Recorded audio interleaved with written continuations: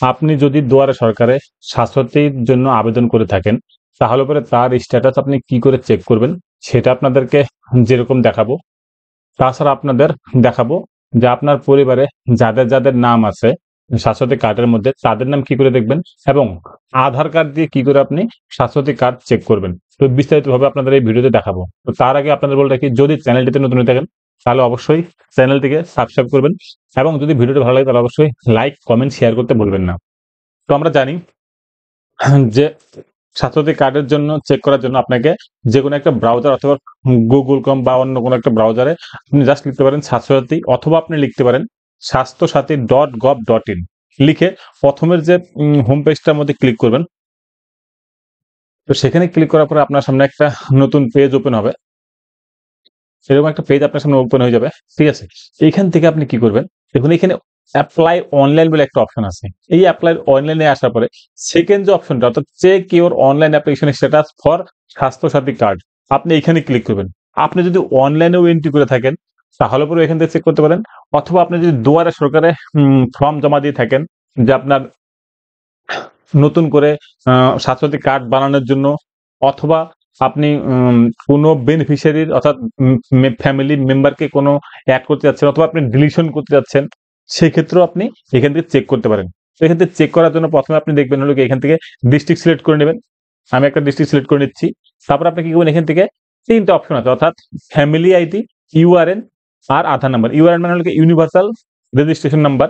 তো আমরা জানি কার্ডের মধ্যে একটা নাম্বার থাকে, অর্থাৎ স্বাস্থ্যসাথী কার্ডের মধ্যে একটা ইউআরএন নাম্বার থাকে নিচের দিকে। তো সেটা আপনি দিবেন। ইউআরএন নাম্বারটা সাধারণত 17 ডিজিটের হয়। তো এই 17 ডিজিটটা আপনি এখানে ক্লিক করে দিবেন।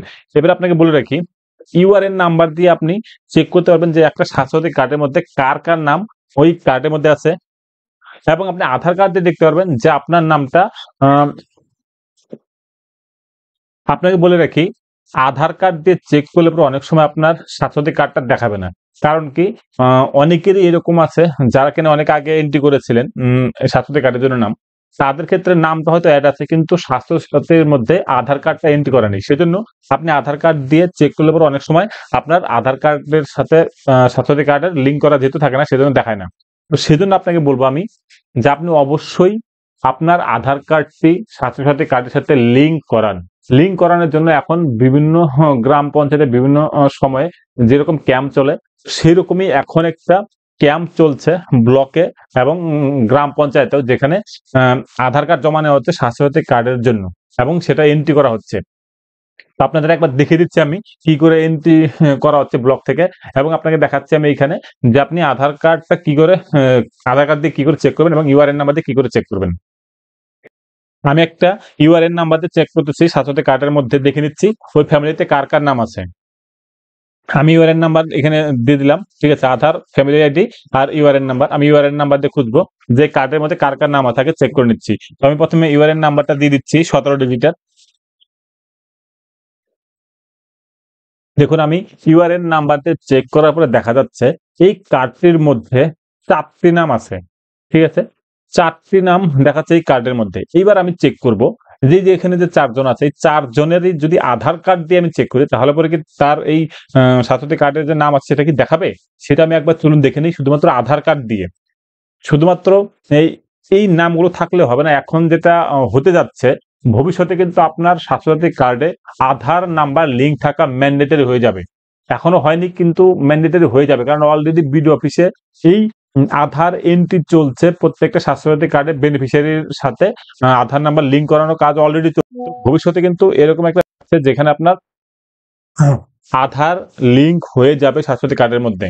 তো আপনি অবশ্যই যদি দেখেন যে আপনার আধার দিয়ে সার্চ করার পর আপনার নাম শো করছে না, তাহলে পরে অবশ্যই আপনি বিডিও অফিসে অথবা গ্রাম পঞ্চায়েতে গিয়ে যোগাযোগ করুন, এবং সেখানে আপনার স্বাস্থ্যসাথী কার্ডের জেরক্স এবং আধার নাম্বার নিয়ে যাবেন। গিয়ে আপনার জেরক্স জমা দিয়ে দিন, যাতে আপনার স্বাস্থ্যসাথী কার্ডের মধ্যে আপনার আধার নাম্বারটি অ্যাড করে দেয়।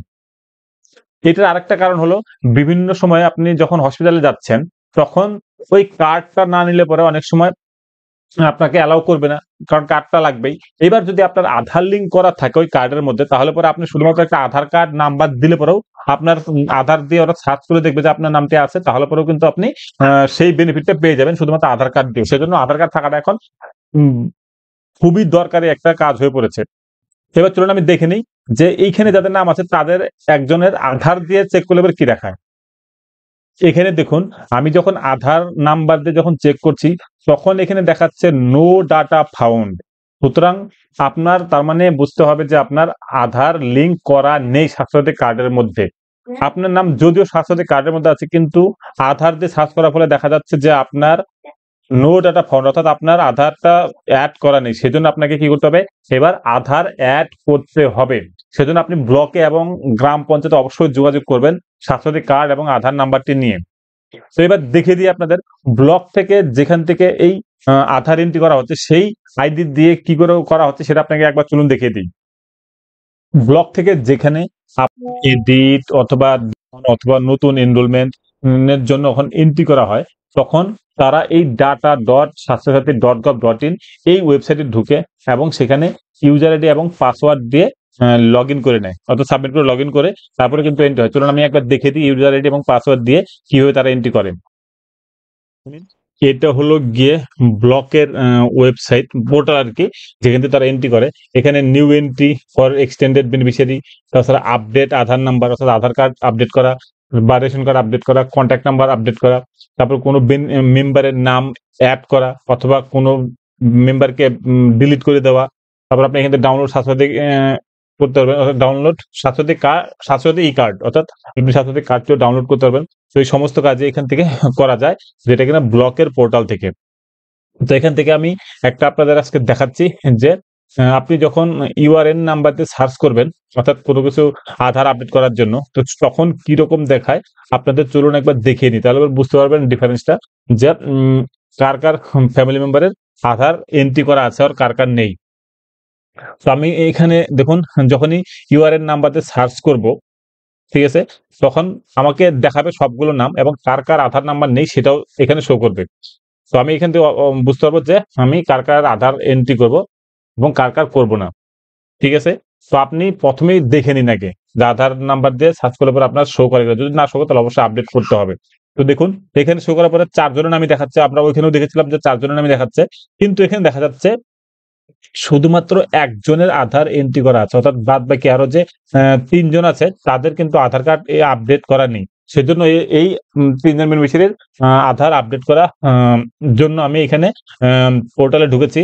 তো আমি কি করব, এই যে দেখুন সাইডে এডিট বলে অপশন আছে, ঠিক আছে, এখানে 4 জনের নাম, তারপর আধার নাম্বার, ঠিক আছে, তারপর আপনার এখানে রেশন কার্ড দেখতে পাচ্ছি আর কন্ট্যাক্ট নাম্বার, আর এদিকে এডিট অপশন, অর্থাৎ এডিট অপশনে ক্লিক করলে পরে আমি যাদের যাদের যেটা যেটা নেই, অর্থাৎ রেশন কার্ড আমি আপডেট করতে পারবো, কন্ট্যাক্ট নাম্বার আপডেট করতে পারবো এবং আধার নাম্বার আপডেট করতে পারবো।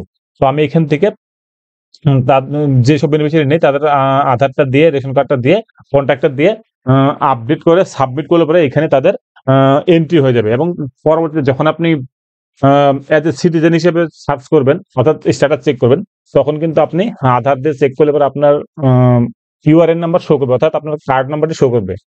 যদি আপনার দেখেন যে আধার নাম্বার দিয়ে সার্চ করার পরে নো ডাটা ফাউন্ড, তার মানে বুঝতে হবে যে আপনার আধারটি আপডেট করা নেই।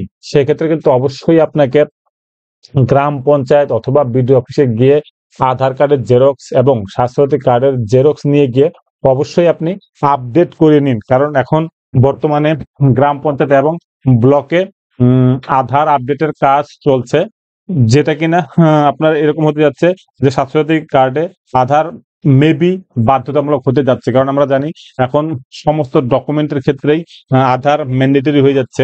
তো সেক্ষেত্রে আপনার এখানেও মেবি স্বাস্থ্যসাথী কার্ডও আধার ম্যান্ডেটরি হয়ে যাচ্ছে। তাছাড়া আপনাকে যদি আধার আপডেট থাকে তাহলে পরে আপনার হসপিটালে গিয়ে শুধুমাত্র আধার কার্ড দেখালে পরেও তারা বুঝতে পারবে যে আপনার স্বাস্থ্যসাথী কার্ডে নাম আছে। তো সেক্ষেত্রে আপনার একটা বেনিফিট আছে, সেজন্য আপনি অবশ্যই আধার কার্ডটা আপডেট করে নিন। যদি ভিডিওটি ভালো লাগে তাহলে অবশ্যই লাইক, কমেন্ট, শেয়ার করতে ভুলবেন না। ধন্যবাদ।